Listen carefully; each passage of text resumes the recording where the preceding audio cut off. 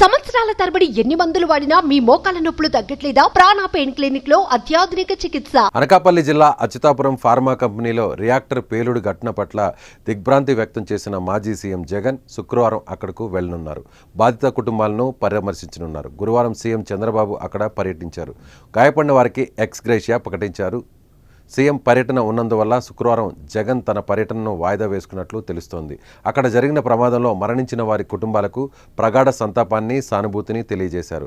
వీలైనంత త్వరగా ప్రమాద స్థలానికి వెళ్లి బాధిత కుటుంబాలకు కావాల్సిన సాయం అందించాలని వైసీపీ నాయకులకు చెప్పినట్లు తెలుస్తోంది. బాధిత కుటుంబాలకు 1 కోటి చొప్పున వెంటనే పరిహారం అందించాలని జగన్ డిమాండ్ చేశారు. అయితే ఇప్పటికే చంద్రబాబు పర్యటనలో మరణించిన వారికి 1 కోటి పరిహారం, అలాగే క్షతగాత్రులకు 50 లక్షలు అందించినట్లు ప్రకటించారు. పడి చికిత్స పొందుతున్న వారికి ఉచితంగా ఉత్తమ వైద్యం అందించాలని జగన్ కోరారు. వారు కోలుకునేంత వరకు కూడా ఆర్థిక సహాయం చేయాలని తెలిపారు. తమ పార్టీ నాయకులతో కూడిన బృందం అక్కడ పర్యటించి బాధితులకు తోడుగా నిలుస్తుందని అన్నారు. ఈ ప్రమాదంపై ఉన్నత స్థాయి విచారణ జరపాలని జగన్ డిమాండ్ చేశారు.